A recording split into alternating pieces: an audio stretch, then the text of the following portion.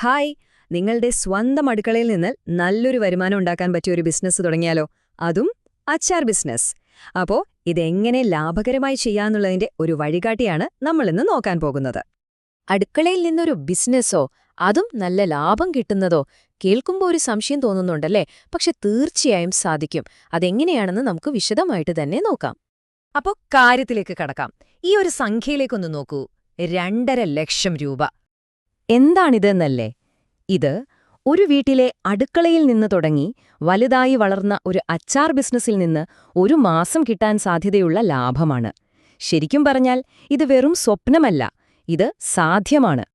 അപ്പോ ഈ ബിസിനസിന്റെ ഏറ്റവും വലിയൊരു ആകർഷണം എന്താണെന്ന് വെച്ചാല് ഇതില് റിസ്ക് വളരെ കുറവാണ്, പക്ഷെ ഡിമാൻഡ് എപ്പോഴും കൂടുതലായിരിക്കും. ശരിയായ രീതിയിൽ പ്ലാൻ ചെയ്താല് വെറും 3 സ്റ്റേജുകളായിട്ട് നമുക്ക് ഈ ബിസിനസിനെ വളർത്തിക്കൊണ്ടുവരാൻ പറ്റും. ശരി, അപ്പൊ നമുക്കതിന്റെ ആദ്യത്തെ ഘട്ടത്തിലേക്ക് തന്നെ കടക്കാം.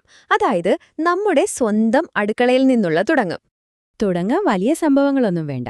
ആളുകൾക്ക് ഏറ്റവും ഇഷ്ടമുള്ള ഇപ്പൊ മാങ്ങ, നാരങ്ങ അല്ലെങ്കിൽ ചിലപ്പോൾ മീനച്ചാർ, അതുപോലത്തെ 2-3 ഐറ്റംസിൽ പിടിച്ചാൽ മതി. തുടങ്ങാനായിട്ട് നമ്മുടെ സ്വന്തം അടുക്കള തന്നെ ധാരാളം. തുടക്കത്തിലെ ലേബർ കോസ്റ്റ് കുറയ്ക്കാൻ വീട്ടിലുള്ളവരുടെ സഹായം തേടാം. പക്ഷെ ഒരു 3 കാര്യങ്ങളുണ്ട്, അതിലൊരു കോംപ്രമൈസും പാടില്ല. 1 രുചി, 2 ശുചിത്വം, 3 എല്ലാ തവണയും ഒരേ ടേസ്റ്റ് കൊടുക്കുന്നതിലെ സ്ഥിരത. ഇതുണ്ടാക്കുന്ന പ്രോസസ്സും സിമ്പിളാണ്. വേണ്ട സാധനങ്ങളൊക്കെ റെഡിയാക്കുക, മസാലയൊക്കെ എണ്ണയിലിട്ട് മൂപ്പിക്കുക, എന്നിട്ട് എല്ലാം കൂടി മിക്സ് ചെയ്യുക. പക്ഷേ ഇവിടെ ഏറ്റവും ശ്രദ്ധിക്കേണ്ട ഒരു കാര്യമുണ്ട്.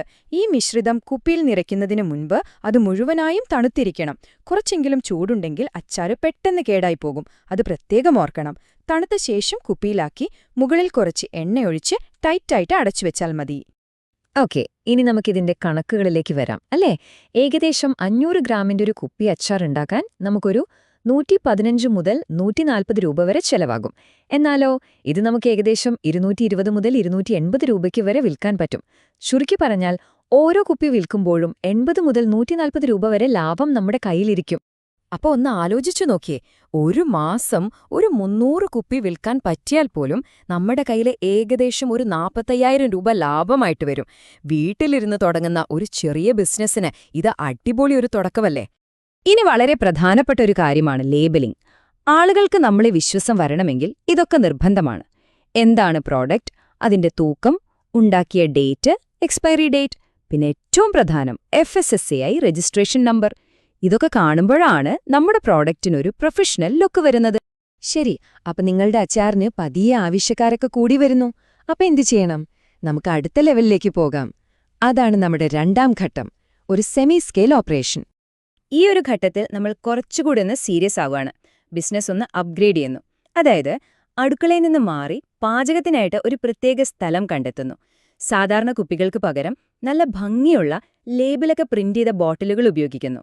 സഹായത്തിന് ഒരാളെ നിയമിക്കുന്നു. പിന്നെ കുറച്ചുകൂടി വലിയ പാത്രങ്ങളും ഒരു സീലിംഗ് മെഷീനും വാങ്ങുന്നു. ഇത്രയും ആവുമ്പോഴേക്കും നമ്മുടെ ബിസിനസ്സിന്റെ ഒരു മുഖച്ഛായ തന്നെ മാറും. അപ്പോൾ ഈ മാറ്റങ്ങൾ വരുമ്പോൾ സ്വാഭാവികമായും നമ്മുടെ ലാഭത്തിലും വലിയൊരു ചാട്ടം കാണാൻ പറ്റും. ഈ സ്റ്റേജിൽ നമ്മുടെ ഒരു മാസത്തെ ലാഭം ഏകദേശം 1,20,000 രൂപ വരെയായി ഉയരാനുള്ള സാധ്യതയുണ്ട്. കണ്ടില്ലേ ആ വളർച്ച? ഓക്കെ, ഇനി നമുക്ക് ഏറ്റവും അവസാനത്തെയും ഏറ്റവും വലിയതുമായ ഘട്ടത്തിലേക്ക് പോകാം. നിങ്ങൾക്ക് സ്ഥിരമായിട്ട് നല്ല ഓർഡറുകൾ കിട്ടിത്തുടങ്ങിയാൽ പിന്നെ മടിച്ചു നിൽക്കരുത്. ധൈര്യമായിട്ട് ഒരു പ്രൊഫഷണൽ മാനുഫാക്ചറിംഗ് യൂണിറ്റ് തന്നെ തുടങ്ങാം. ഒരു പ്രൊഫഷണൽ യൂണിറ്റ് എന്ന് പറയുമ്പോൾ കുറച്ചുകൂടി സൗകര്യങ്ങൾ വേണം. നല്ല വൃത്തിയുള്ളൊരു കുക്കിംഗ് ഏരിയ, പാക്ക് ചെയ്യാനായിട്ട് ഒരു പ്രത്യേക സ്ഥലം, സാധനങ്ങൾ സൂക്ഷിക്കാൻ ഒരു സ്റ്റോറേജ് റൂം, പിന്നെ സഹായത്തിനായിട്ട് കുറച്ചധികം ആളുകൾ. ഈയൊരു ഘട്ടത്തിൽ നമ്മൾ ചെറിയ വിൽപ്പനകളിൽ നിന്നും മാറി ഹോൾസെയിൽ കസ്റ്റമേഴ്സിനെയാണ് ലക്ഷ്യം വെക്കേണ്ടത്. അപ്പോൾ ആരായിരിക്കും നമ്മുടെ പ്രധാന ഉപഭോക്താക്കൾ? ഹോട്ടലുകൾ, ഹോസ്റ്റലുകൾ, കാറ്ററിംഗ് സർവീസുകൾ, പിന്നെ നമ്മുടെ പ്രോഡക്റ്റ് പല കടകളിലും എത്തിക്കുന്ന ഡിസ്ട്രിബ്യൂട്ടർമാർ. ഇവരിൽ ശ്രദ്ധ കേന്ദ്രീകരിച്ചാൽ നമുക്കെപ്പോഴും വലിയ ഓർഡറുകൾ കിട്ടിക്കൊണ്ടിരിക്കും. ഈ കാണുന്ന ചാർട്ട് മാത്രം മതി ഈ ബിസിനസിന്റെ വളർച്ച എത്രത്തോളം ഉണ്ടെന്ന് മനസ്സിലാക്കാൻ. നോക്കൂ, വീട്ടിൽ നിന്ന് തുടങ്ങുമ്പോൾ ഏകദേശം 45,000 രൂപ, അതൊന്ന് വലുതാകുമ്പോൾ 1,20,000 രൂപ, ഒരു ഫുൾ മാനുഫാക്ചറിംഗ് യൂണിറ്റ് ആകുമ്പോൾ മാസവരുമാനം 2.5 ലക്ഷം വരെ എത്തുന്നു. ആലോചിച്ചു നോക്കൂ ആ ഒരു വളർച്ചയുടെ സാധ്യത. അപ്പോ എങ്ങനെയാണ് ഈ ഒരു വിജയത്തിലേക്ക് നമ്മൾ എത്തുന്നത്? എന്തായിരിക്കണം നമ്മുടെ വിജയത്തിന്റെ രഹസ്യക്കൂട്ട്? ഒരു മാനുഫാക്ചറിംഗ് യൂണിറ്റായെന്ന് കരുതി നമ്മുടെ വളർച്ച അവിടെ തീരുന്നില്ല. ഇനിയും മുന്നോട്ടു പോകാം. പുതിയ തരം അച്ചാറുകളുണ്ടാക്കി നോക്കാം. 5 കിലോ 10 കിലോയുടെയൊക്കെ വലിയ പാക്കിംഗ് തുടങ്ങാം. പിന്നെ ആമസോണും ഫ്ലിപ്കാർട്ടുമൊക്കെ ഇല്ലേ, ഓൺലൈൻ വഴി വിൽപ്പന കൂട്ടാം. നല്ല ക്വാളിറ്റി ഉണ്ടെങ്കിൽ പുറം രാജ്യങ്ങളിലേക്ക് കയറ്റുമതി ചെയ്യാനുള്ള സാധ്യതകൾ പോലും നമുക്ക് നോക്കാവുന്നതാണ്.